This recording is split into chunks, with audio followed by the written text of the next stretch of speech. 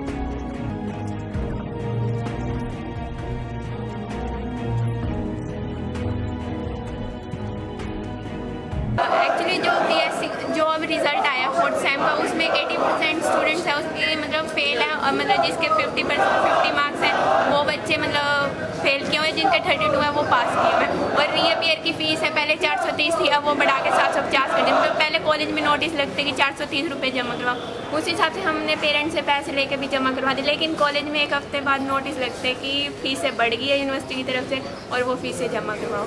तो ये सरकार सरासर हमारे मतलब डेमोक्रेसी पे चोट है और इतनी फीसें बढ़ा रही है लगातार। हमने 10 तारीख को यूनिवर्सिटी में वीसी के साथ बात की। उन्होंने पहले तो बात करने से मना कर दिया, फिर हमने प्रदर्शन किया तो वो बात करने के लिए आए। उन्होंने कहा अभी हम फीसें वापस लेंगे। उन्होंने वादा किया लेकिन हमारी फीसें वापस नहीं हुई, इस करके हम मजबूर हो रहे हैं कि सड़क पे आने के लिए। अगर आपकी फीसें वापस नहीं तो आगे आपका कदम क्या रहेगा? हाँ जी, हमारा जो प्रदर्शन है कंटिन्यू रखेंगे आगे। और कुरुक्षेत्र में कई दिन पहले हुए युवक के अपहरण मामले में युवक के परिजन पुलिस अधीक्षक से मिले। उन्होंने मामले की जांच अपराध शाखा से करवाने की मांग के बारे में सच्चाई से अवगत कराया। पुलिस अधीक्षक ने परिजनों को आश्वासन दिया कि इस मामले में उप पुलिस अधीक्षक से जांच कराकर दोषियों के खिलाफ कड़ी कार्रवाई की जाएगी।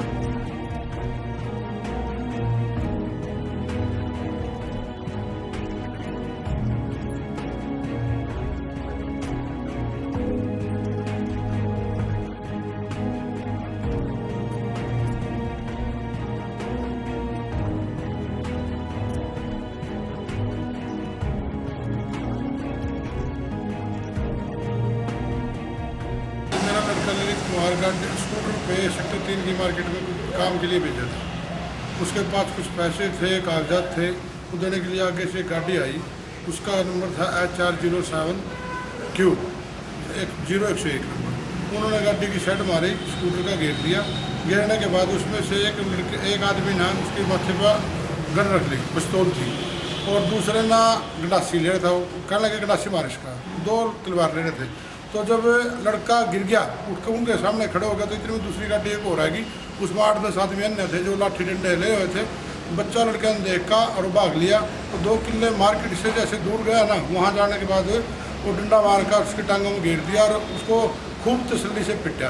जहाँ भी उसको जितने लठ लगाए गए, 2 तलवारें लग रही हैं। उसको दोनों पैरें बांध के, दोनों हाथ बांध के, और वो 8-9 नंबर मकान सेक्टर 3 में ले गए। वहाँ जाकर उसको कुछ नशीली चीज़ पिलाई गई और उसको कहने लगे गोली मार दो। इतने में वहाँ थानेदार मौके पर पहुँच गया। मैं भी, मेरे साथ भी 5-7 आदमी थे, हम वहाँ पर चले गए। वहाँ से हमने छुटवाया। छुटवाने के बाद हम थाने में पुलिस की जिप्सी में थाने में ले गए और थाने में जाने के बाद हमने काफ़ी देर तक उनके इनके खिलाफ पर्चा दर्ज होना चाहिए, इनके खिलाफ कार्रवाई होनी चाहिए।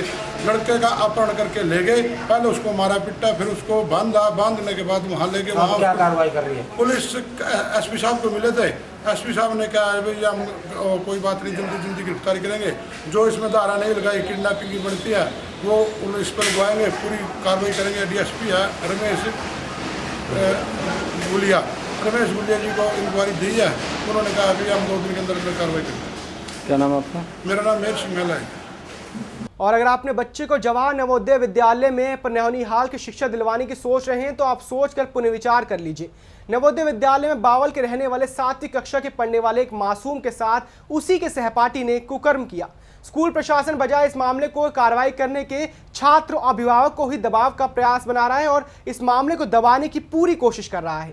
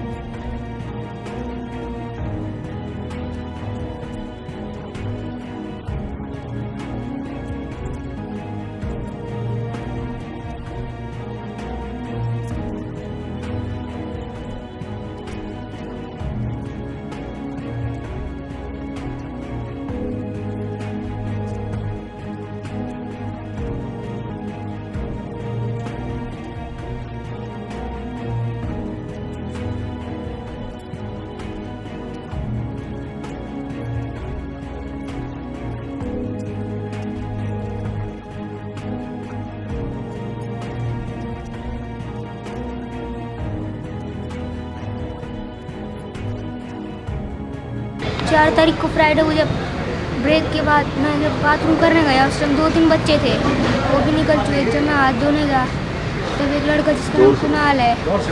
लड़का जिसका नाम कुणाल है वो पीछे से आके मेरे कपड़े उतारे और मुझे करने लग गया।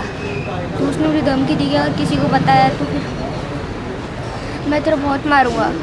फिर मेरे उस टाइम से फिर मेरे दर्द शुरू हो गया, प्रॉब्लम शुरू हो गई। वहाँ की नर्स से मैंने दवाई ली तब भी मेरा ठीक नहीं हुआ। फिर मैंने डर के मेरे पापा को भी नहीं बताया। फिर अगले दिन जब नर्स मैम ने मुझसे पूछा कि बेटा सही बात बता क्या है, तो उनको मैंने सही बात बताई। उस टाइम वो फिर प्रिंसिपल सर के पास गए। उस टाइम प्रिंसिपल सर ही बोले कि उस लड़के का टीसी काट देंगे। उन्होंने पापा को फ़ोन किया, पापा आए तब पापा से बात तब भी नहीं बोले कल उस लड़के के पेरेंट्स स्कूल आते हैं। अगले दिन जब उसके पेरेंट्स आए तब अगले दिन असेंबली के बाद वाइस प्रिंसिपल भी धमकी देने लग गई कि अरे तुम सबको किसी को भी सच बताया तो फिर तेरा ऐसे टीसी काट दूँ, कहीं पे एडमिशन नहीं होगा। डर के मारे और पापा को भी नहीं बताई। जब ऑफिस से बाहर निकले तो मैं रोने लग गया। पापा ने बात पूछी तो उनको सही बात बता दी मैंने। तो फिर उस टाइम वहाँ से वो सीधे डॉक्टर के पास लेकर गए रेवाड़ी सरकारी हॉस्पिटल में। डॉक्टर अंकल बोले जब तक एफआईआर लॉन्च नहीं हो सकता। पापा ने एक बार देख लो, उन्होंने देखा तो फिर डॉक्टर अंकल ने कहा कि करने की कोशिश की गई है पर हो नहीं पाया है। क्या नाम है? मिसेस पूनम पासी। अब आप पढ़ाई कर रहे हो या घर पे हो? घर पे पढ़ाई कर रहा हूँ। घर पे स्कूल नहीं जा रहे? क्यों नहीं जाते अब आप स्कूल? मैं अब नहीं जाऊँगा। क्या वजह है?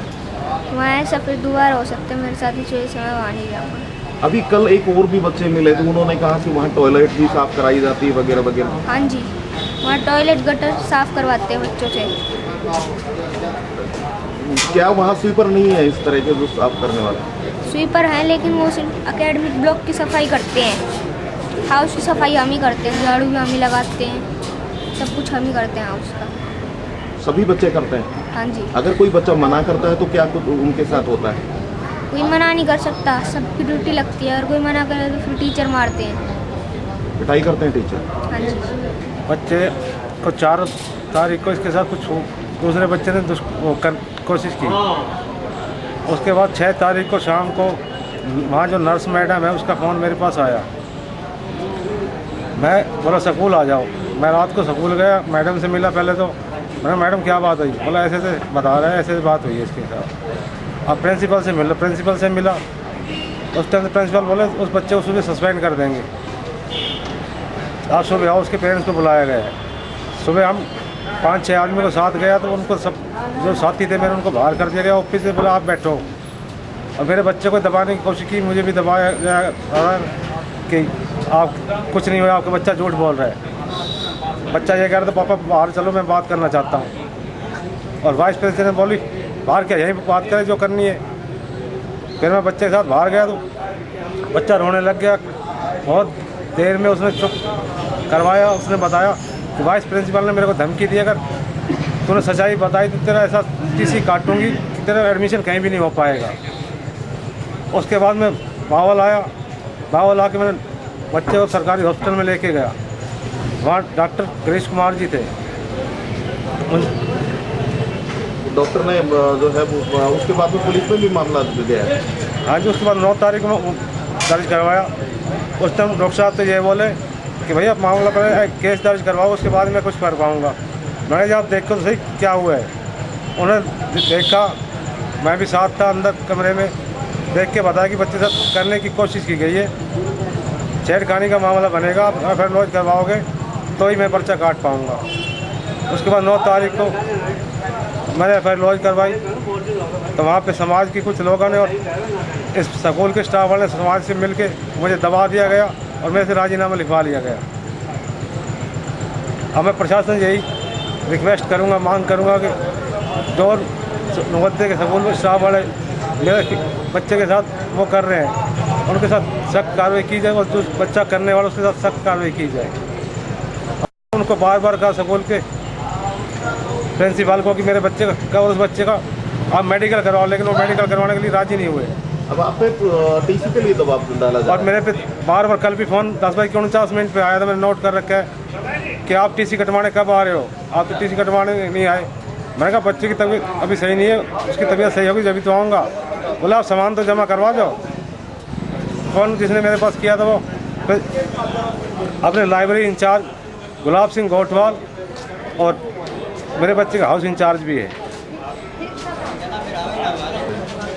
तो इस हिसाब से यही मांग है कि मेरे बच्चे के साथ इंसाफ किया जाए, ताकि आगे किसी वहाँ नवोदय किसी और बच्चे के साथ भविष्य खराब ना हो। वहाँ पे हमारी सैकड़ों बहन बेटियाँ भी पढ़ती हैं। जी, अभी ये मामला मेरे पास संज्ञान में आया है, जिसमें पीड़ित के पिताजी ने ये कहा है कि वहीं विद्यालय के हॉस्टल में ही किसी दूसरे बच्चे ने ऐसा करने की उनके साथ चेष्टा करी है उनके बच्चे के साथ। और ये मामला जो है डिस्ट्रिक्ट चाइल्ड प्रोटेक्शन सोसाइटी को दिया गया है ताकि बच्चे को एक अच्छे माहौल में सच्चाई जानने की कोशिश की जा सके। मैं इसमें आश्वस्त करना चाहूँगा कि इसमें जो भी कार्रवाई विधि अनुसार बनती होगी वो पूरी इसमें अमल में लाई जाएगी। अभी मामला संज्ञान में आया है और मामले की जांच इसकी शीघ्र से शीघ्र शुरू करा जाए। पीड़ित का आरोप है कि उसको दबा दिया गया था इस मामले में स्कूल के स्टाफ के द्वारा, कि फैसला कर लिया जाए। जी देखिए, जैसा मैंने बताया कि मामले की जांच सभी पहलुओं के अनुसार की जाएगी। यदि इस मामले में भी कोई ऐसी सच्चाई पाई जाती है तो यदि किसी ने ऐसी बात करी है तो उसके विरुद्ध भी कार्रवाई। स्कूल की क्या इसमें कोई जांच की जाएगी? स्कूल ने जो है समय रहते पुलिस को या कुछ आपको जो है उसकी सूचना नहीं दी? जी देखिए, जांच पूरे हर एंगल से करी जाएगी कि किसका क्या रोल रहा है। पहली बात तो ये देखी जाएगी कि मामले में सच्चाई कितनी है। जो जांच अधिकारी हैं इसकी जो चाइल्ड प्रोटेक्शन सोसाइटी है, हमारा एक कर्तव्य है कि बच्चे की हितों की हम हर प्रकार से रक्षा करें। सब स्कूल के चेयरमैन भी हैं उनके साथ साथ। वहाँ पे कल हम वहाँ पे गए थे, बच्चे कहते हैं कि टॉयलेट और सफाई भी कराई जाती है, क्या इसके मामले में संज्ञान में नहीं होगा? जी, ये मामला मेरे संज्ञान में नहीं है कि बच्चों के द्वारा कुछ कराया जाए। पेरेंट्स कल भी आए, वो टीसी कटवा के अपने बच्चों के लेके जा रहे हैं। वो कह रहे हैं कि टॉयलेट उनके बच्चों से साफ कराए नहीं करते तो उनकी मार पिटाई करते हैं उसके साथ टीचर। तो इस बारे में भी क्या कोई जांच की जाएगी? जी, मेरे पास शिकायत आप ही के द्वारा पहली बार ये बात मेरे सामने आई है। यदि कोई भी ऐसी बात है तो इसकी भी जांच की जाएगी। यदि कोई भी शिकायत करता है आप उनसे भी कहें कि वो आके मुझसे इस मामले में मिले। बच्चे की टीसी कटवाने आई है। क्यों? हमारे बच्चे को प्रॉब्लम है जी। क्या बताता है बच्चा? बच्चे ये बताता है कि हमारे को लैट्रिन साफ करवाते हैं, झाड़ू करवाते हैं। अगर हम नहीं करते हैं तो एक्स्ट्रा बच्चा लगा देते हैं हमारे 3 दिन। फिर मैं ही अकेला करता हूँ। अगर मटका भी नहीं उठाए तो 3 दिन तक मटका वही बच्चे भरेंगे। कौन से गांव के आप? हम चिल्लड़ के। चिल्लड़ के आप। हाँ जी। तो अब आप अपने बच्चे की टीसी कटवा रहे हैं? हम तो गवर्नमेंट में अपने बूझी है, कोई बच्चे गवर्नमेंट है। अच्छा हमारा एक बच्चा हमारा मान की कर लेगा तो हम क्या करेंगे, बोलता हम मार देंगे, ये कर देंगे, वो कर देंगे। कौन कहता है मार देंगे? अरे बच्चे 10 ही देते हैं, मान लो बच्चे की कह देगा तो हमारा बच्चा डरता है। हमारे एक बच्चा, हमने कितने साल पीछे बच्चा लिया है, हम क्या करेंगे फिर।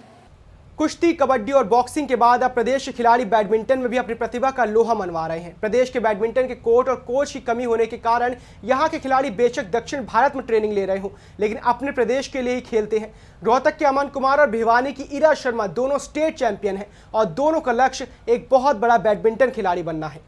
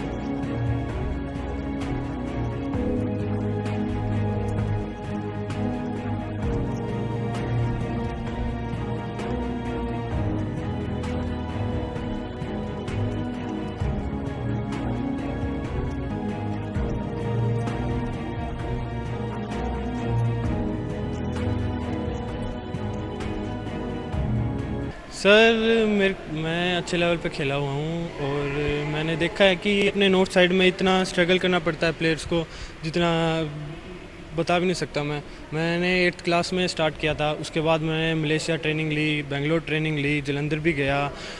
फिर वहाँ जाके पता चलता है कि हाँ हम कितने पीछे हैं और प्लेयरों से, टेक्निक्स में कितने पीछे हैं, उनके एनवायरनमेंट से, माहौल से कितने पीछे हैं हम, जो हमें यहाँ नहीं मिल पाता। इसलिए सब प्लेयर्स सोचते हैं कि हाँ अच्छी एकेडमी में जाऊँ और कुछ परफॉर्म करूँ, तो इसलिए मलेशिया गया, फिर बेंगलोर गया। फिर उसके बाद मलेशिया के आने के बाद भी परफॉर्म भी अच्छा हुआ, इंडिया पे 6 रैंक आई मेरी डबल्स में। फिर उसके बाद बेंगलोर में कैंप लगा, हमारा इंडिया कैंप लगा, उनसे अश्विनी सर, ज्वाला से, उसे अपना डीजू भैया से, सबसे सीखने को मिलता है कि एक एक चीज़ में कितना पीछे हैं हम, और नॉर्थ में क्यों नहीं हो पा रहा, साउथ में ये ऐसा क्यों है। और एक माहौल मिलता है कि बच्चे को कि हाँ किस लेवल पे खेल रहा है वो अच्छे प्लेयरों को देख के मन भी करता है कि हाँ कि मैं भी ऐसा ही बनूँ। ऐसे अपने नॉर्थ में ऐसा कुछ है ही नहीं, पहली बात तो माहौल ही नहीं बन पाता, और फिर एकेडमीज भी इतना प्रोवाइड नहीं है। 1-2 एकेडमी अपना पंचकुला, फिर उसके बाद यहाँ पे है। तो मैंने यही सोचा कि हाँ मैं कुछ अचीव नहीं कर पाया तो मैं कम से कम अपने जो मेरे छोटे हैं उनको अच्छे लेवल पे खेल पाएँ और सिखा सकूँ उनको, और अच्छा कर रहे हैं परफॉर्म। अभी अमन ने भी परफॉर्म किया है, हाँ स्टेट चैम्पियन बढ़ा है, उस लास्ट टूर्नामेंट हैदराबाद में भी उसने इंडिया नंबर 2 को बीट किया है। तो हाँ अब खुश होता है कि हाँ अपना प्रदेश का बच्चा भी ऐसे कुछ कर सकता है।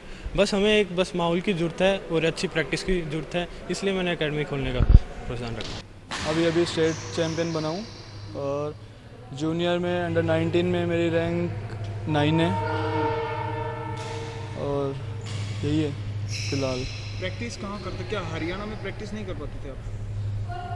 नहीं सर, हरियाणा में जैसे पहले कोई एकेडमी नहीं थी, और अगर कोच थे तो कोच नहीं था, कोच था तो कोच थे, मतलब पूरा डिफरेंट था। बाहर जैसे अच्छा प्रैक्टिस था, माहौल था, काफ़ी सारे बच्चे थे। और अभी जैसे 3 मंथ से हम यहाँ पे प्रैक्टिस कर रहा हूँ फ्लाइंग विंग्स बैडमिंटन एकेडमी में, तो बहुत अच्छी हो रही है। और यहाँ पे आने के बाद मैंने सीनियर रैंकिंग टूर्नामेंट में इंडियन नंबर 2 को बीट किया और अभी सीनियर स्टेट चैम्पियन बना यहाँ पे प्रैक्टिस करने के बाद, तो काफ़ी अच्छी हो रही है। पहले क्या था, बाहर इतना अफोर्ड नहीं कर पाते, काफ़ी एक्सपेंसिव हो जाता है, तो बाहर 2 या 3 मंथ्स बाहर लगा के आ जाते थे, फिर अपना वहीं पे घर पे ही, मतलब जहाँ पे भी प्रैक्टिस के लिए जगह मिलती थी वहीं कर लेते थे। मगर अभी जैसे यहाँ पे एकेडमी बन गई है तो काफ़ी बेनिफिट मिल रहा है हमें तो यहाँ से। सरकार की तरफ से किसी तरह का सहयोग क्या मानते हैं, सरकारी लेवल पे एकेडमी हो तो अच्छा हो सकता है? हाँ हो सकता है, बट अभी जैसे जो भी है हमारे लिए ये बहुत बेस्ट है, क्योंकि जो हमारे कोच हैं सुरेंद्र राठी एंड हेमंत पटेल, वो हमें काफ़ी अच्छा ट्रेनिंग दे रहे हैं। और जैसे अभी भैया ने मुझे मतलब काफ़ी चीज़ें रैकेट्स वगैरह भैया दे देते हैं, तो स्पॉन्सर करवा रहे हैं वो लोग, हमें सब कुछ प्रोवाइड कर रहे हैं, शूज़, रैकेट, टी शर्ट्स वगैरह वो लोग प्रोवाइड कर रहे हैं। एक सबसे बड़ा हर्डल साउथ के प्लेयर्स से कैसे क्या दिक्कत आती है? अभी अपने नॉर्थ साइड में अभी स्टार्ट हुआ है, जैसे अभी ये एकेडमी बनी है, यहाँ से अभी प्लेयर्स निकलने स्टार्ट हुए हैं, तो वहाँ पे बिल्कुल स्टार्टिंग से माहौल ही ये सेम है, मतलब प्रैक्टिस का वहीं पे मतलब सेम सभी सिंसियरली करते हैं। अपने यहाँ पे उतना डेडिकेटेड नहीं है सभी, मतलब कुछ लोग 2 मंथ्स के लिए आते हैं फिर चले जाते हैं, तो कोच इतना हार्ड वर्क करवाता है उनको और एकदम से वो चले जाते हैं तो उनको भी काफ़ी हर्ट होता है। अभी क्या टारगेट? मैं खेलती हरियाणा के लिए हूँ, प्रैक्टिस हैदराबाद में करती हूँ, वहाँ पे आरिफ सर मेरे कोच हैं। जब भी मैं हरियाणा आती हूँ यहाँ पे सुरेंद्र भैया देखते हैं, और मेरा बस यही सपना है कि अभी मैं 17-19 दोनों में यहाँ पे फर्स्ट आई थी, तो I want to do well in nationals, अच्छा करना है, यही मेरा सपना है। कहाँ के रहने वाले हो और हरियाणा के लिए क्यों खेलते हो? अब मेरा जन्म यहाँ हुआ है तो ऑब्वियसली मैं यहाँ के लिए खेलना चाहूँगी। मैं यहाँ से भिवानी से हूँ तो वहीं के लिए ही खेलती हूँ। आंध्रा के लिए नहीं खेलते आप? नहीं, ये मेरी जन्मभूमि है तो मैं यहाँ के लिए खेलती हूँ। और कुरुक्षेत्र पुलिस ने शाहबाद से नशीला पदार्थ अधिनियम के तहत एक व्यक्ति को गिरफ्तार किया है। आरोपी की कब्जे से तलाशी के दौरान 1 किलो 640 ग्राम अफीम बरामद की गई। पुलिस ने आरोपी से पूछताछ के न्यायालय से रिमांड पर भेज दिया है। अपराध शाखा की चेकिंग के दौरान शाहबाद के लाडवा शाहबाद रोड पर वाहन चेकिंग के दौरान एक व्यक्ति को अफीम के साथ काबू किया गया। पुलिस ने आरोपी के खिलाफ नशीला पदार्थ अधिनियम के तहत मामला दर्ज कर न्यायालय से पूछताछ के लिए रिमांड पर ले लिया है। पुलिस ने बताया कि आरोपी उत्तर प्रदेश से अफीम लाकर यहां महंगे दामों पर बेचता था।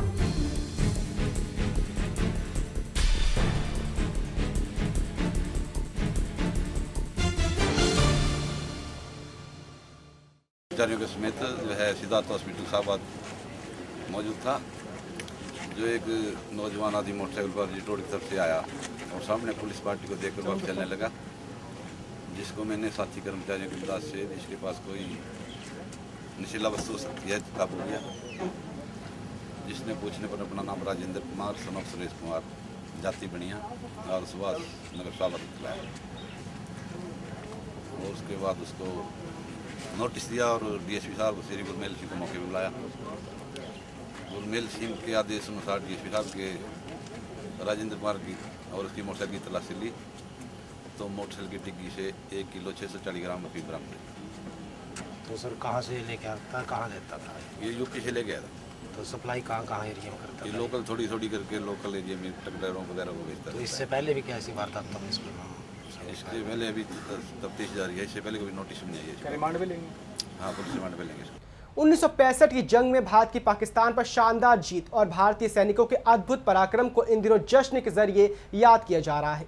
इस जश्न के जरिए देश की युवा पीढ़ी भारतीय सैनिकों के अद्भुत पराक्रम से रूबरू हो रही है। ऐसी पहली बार हो रहा है जब देश किसी जंग में मिली जीत के 50 साल पूरे होने पर समारोह आयोजित कर रहा हो। भारत पाक युग से जुड़ी अनेकों यादें हैं। इस युद्ध में पिता पुत्र से मोर्चा संभाला था, ये भी एक याद है। इसमें मेजर जनरल जंग शमशेर सिंह एक मोर्चे पर थे, दूसरे मोर्चे पर उनके पुत्र कैप्टन जसबीर सिंह मोर्चा संभाले हुए थे। कैप्टन जसबीर सिंह इस युद्ध के दौरान शहीद हो गए थे।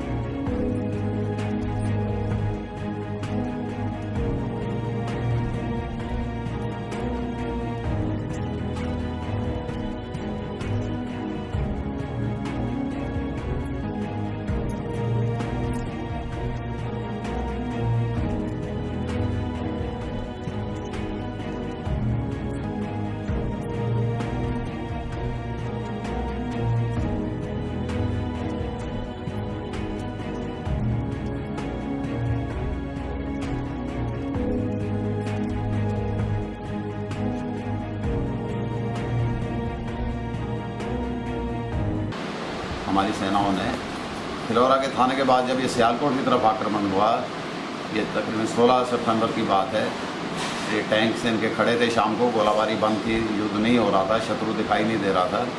तो कर्नल तारापुर और इनका टैंक का क्रू ये निकल के टैंक के पीछे खड़े हो के आगे की अपनी रणनीति की योजना बना रहे थे और चाय पी रहे थे। इतने में ही एकदम पीछे से पाकिस्तान की सेना की गोलाबारी तोपखाने की आई और बहुत भयंकर गोलाबारी आई। जो पहला गोला आया वो इनके टैंक के ऊपर ही गिरा आगे, और जो उसके स्प्लिंटर थे इतने भयंकर थे कि कर्नल तारापुर तो वहीं शहीद हो गए, और कैप्टन जसबीर सिंह जो मेरे भाई थे उनके लेफ्ट साइड पे फेस पे वो स्प्लिंटर लगे, जिससे वो पूरी तरह घायल हो गए। और 2-3 घंटे तक वो गोलाबारी चली कि उनको इवैक्यूएट या मेडिकल एड भी नहीं दी जा सकी। उसके बाद उनको एयर इवैक्यूएशन करके सांबा हॉस्पिटल में लाया गया, जहाँ से फिर उनको इवैक्यूएट किया पठानकोट हॉस्पिटल में, और डॉक्टरों की अच्छी कोशिश के बावजूद भी डॉक्टरों ने बचा नहीं पाए और उन्हें वीर गति प्राप्त कर दी। जिस समय ये सूचना मेरे फादर को पहुंची 17 तारीख सितंबर 1965 की शाम को, उनके एडीसी आए तो उन्होंने कहा जी फौज में से सिग्नल आया है आपके लिए। तो मेरे फादर ने वो सिग्नल देखा तो उसमें लिखा था कि भारतीय सेना को खेद है आपको सूचित करने को कि आपका बेटा आत्महत्या है।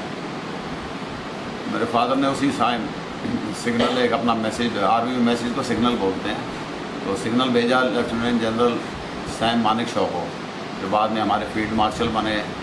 वो उस टाइम ईस्टर्न कमांड के हेड थे, मेरे फादर के बॉस थे। उन्होंने मैसेज भेजा कि मेरे पुत्र का वीर गति प्राप्त हुई है और मुझे छुट्टी दी जाए ताकि उनका संस्कार करा जाए और मैं छुट्टी चाहता हूँ। तो रात को ही उनका वापस मैसेज आ गया कि क्योंकि युद्ध अभी चल रहा है तो आपको किसी हालत में भी छुट्टी दी नहीं जा सकती। हमें अफसोस है कि आपका बेटे शहीद हो गए हैं, और आप निश्चिंत रहिए, भारतीय सेना पूरी रीति के अनुसार उनका संस्कार करेगी और अस्थियाँ आपको दे दी जाएंगी, और आप अपने जहाँ भी हैं कार्य पे तैनात रहिए, अपना ऑफिस अटेंड करिए और दुश्मन को संभालिए। उसके बाद मेरे ब्रदर की अस्थियाँ पठानकोट में उनका दाह संस्कार फौज नहीं किया, हमें तो मिली नहीं परिवार में किसी को उनकी बॉडी देखने को। आजकल तो बॉडियाँ आ जाती हैं, पहले ये व्यवस्था नहीं थी। तो वो उनकी अस्थियाँ आई तो मेरे जीजा और मैं छोटा था, मैं स्कूल से आया तो अस्थियाँ लेके फिर हम हरिद्वार गए और उनको जल परवाह किया। उसके बाद ही मेरे फादर की ट्रांसफ़र इधर हो गई थी अम्बाला में, युद्ध के तुरंत बाद जीओसी पंजाब और हिमाचल प्रदेश एरिया की। उस टाइम हरियाणा तो बना नहीं था, सारा पंजाब और हिमाचल प्रदेश हरियाणा इस एरिया के कमांडर बनाए नियुक्त किए गए थे। उनके साथ मुझे जाके युद्ध का मैदान देखने का मौका मिला। लाहौर की तरफ गए, वहाँ देखा लड़ाई का मैदान देखा, वाघा बॉर्डर जो आज है इसके पार गए थे, पाकिस्तान में 10-12 किलोमीटर तक मैं भी अपने फादर के साथ गया था। हमारी फौजें वहाँ थी और सैकड़ों पाकिस्तान के पैटर्न टैंक वहाँ बिखरे हुए थे खेतों में, और उसको पाकिस्तान के टैंकों का कब्रिस्तान करके हमारी फौज ने एक बोर्ड लगा रखा था, ये पाकिस्तान के पैटर्न टैंकों का कब्रिस्तान है। तो मैं छोटा बच्चा था, बड़ा प्रेरित हुआ इन चीज़ों से, और मेरी इच्छा भी थी कि फ़ौज में जाके मैं भी अपने परिवार पूर्वजों की तरह आगे अफसर बनूं। लेकिन इस दुर्घटना के बाद या हमारे भाई की वीर गति के बाद मेरी माँ ने मुझे ये इजाज़त नहीं दी फ़ौज में जाने की। मेरी जहाँ तक याद है उस समय मैं छोटा तो बहुत था, 15 वर्ष की मेरी आयु थी लगभग, और उस समय मेरे father major general Jagshamsher Singh, general officer commanding 101 area Shillong में थे। उनके नीचे सारा जो आज बांग्लादेश है उस टाइम ईस्ट पाकिस्तान था, वो सारा बॉर्डर और कमांड उनके पास थी ईस्टर्न सेक्टर की। और मेरे ब्रदर की जो रेजिमेंट थी 17 पुना हॉर्स टैंक रेजिमेंट थी आर्मी की, आज भी है, भारत की सबसे पुरानी टैंक रेजिमेंट्स में है, और सबसे ज़्यादा वीरता के पुरस्कार इस रेजिमेंट को मिले हुए हैं। कर्नल तारापुर इस रेजिमेंट के मेरे ब्रदर के कमांडिंग अफसर थे, उनको परमवीर चक्र मिला था। 71 की लड़ाई में फिर लेफ्टिनेंट खेतरपाल को भी परमवीर चक्र मिला। और उस समय 65 की जब ये लड़ाई शुरू हुई तो 7-8 के करीब ये रेजिमेंट जंडियाला गुरु गांव में अमृतसर के करीब बॉर्डर पे रखी हुई थी कि लाहौर की तरफ जो भारत की सेना आक्रमण करेगी उस पर इसका प्रयोग किया जाएगा। लेकिन रातों रात जो मिलिट्री की उच्च कमांड थी उन्होंने जो निर्णय लिया कि पाकिस्तान को सरप्राइज़ किया जाए और ऑफ गार्ड पकड़ा जाए और इस रेजिमेंट को मूव करके ट्रेन पे रातों रात ले जाके सियालकोट की तरफ से अपने जम्मू के पास सांबा सेक्टर से सियालकोट की तरफ आक्रमण करने का आदेश दिया गया। और ये फिलौरा की तरफ लड़ाई लड़ते हुए आगे पहुँचे। जो असल उत्तर की लड़ाई थी वहाँ पे वो भारत की और पाकिस्तान की सेनाओं में सबसे भयंकर लड़ाई मानी जाती है सेकेंड वर्ल्ड वॉर के बाद। इसमें लगभग 150 टैंक दोनों देशों के आपस में भिड़ रहे थे। पाकिस्तान के पास पैटर्न टैंक्स थे जो कि बहुत अमेरिकन टैंक्स थे, आधुनिक थे, और हमारे सेंचुरियन टैंक्स जो ब्रिटिश थे वो थोड़े पुराने थे। यही लड़ाई शुरू हो गई थी तकरीबन मेरे ख्याल 8, 9 या 10 तारीख सितंबर के करीब युद्ध शुरू हो गया था पाकिस्तान के साथ। मेरे फादर भी उधर शिलोंग में उधर थे, तो ईस्ट पाकिस्तान जो उस समय था इनको आक्रमण करने का आदेश नहीं हुआ था, पर यह हुआ था कि पाकिस्तान का मनोबल तोड़ने के लिए हवाई हमले करे जाएं और अपनी फ़ौज को वहाँ पे गोलाबारी करी जाए ताकि उनका मनोबल टूटा रहे। उसी दौरान मेरे ब्रदर जब ट्रेन में बैठे थे उन्होंने आखिरी ख़त अपना 5 सितंबर को मेरे फादर के नाम लिखा जब ट्रेन में उनके टैंक्स जा रहे थे कि युद्ध में जा रहे हैं और ये नहीं बता सकता कहाँ जा रहे हैं, और मुझे आशा है कि टाइम मिला तो आप लोगों से जल्दी बात करूँगा। तो उसके उत्तर में मेरे पिताजी ने 8 सितंबर को 1965 को जवाब दिया। अंग्रेज़ी में वो चिट्ठी है, मेरी डायरी में है शायद, जो आपको अभी दिखाई थी। उन्होंने ये लिखा कि बेटे, कोई सैनिक के लिए इससे बड़ी कोई परीक्षा की घड़ी नहीं आ सकती कि जब देश की आबरू खतरे में हो और उसे बचाने का मौका मिले। कि भारत के जो हमारे सैनिक नौजवान हैं उनके लिए ये सबसे इम्तिहान की घड़ी है। और आपके जब पूरा परिवार 4 पुश्तों से फौज में रहा है, मैं आशा करता हूँ कि आप कुर्बानी भी देनी पड़ी, बलिदान भी देना पड़ा, तो आप पीछे नहीं हटेंगे और कुछ ऐसा ना करना कि हमारे परिवार का नाम खराब हो। और जाओ और दुश्मन को, शत्रु को अच्छा उत्तर दो। और प्रदेश भर के निजी एम्बुलेंस ऑपरेटर हड़ताल पर चले गए हैं। दरअसल ये हड़ताल एम्बुलेंस पर पैसेंजर एंड गुड्स टैक्स लगाने के विरोध में की गई है। रोहतक समेत पूरे देश में भी इस हड़ताल का व्यापक असर रहा। एम्बुलेंस ऑपरेटर्स की मांग है कि टैक्स को माफ किया जाए।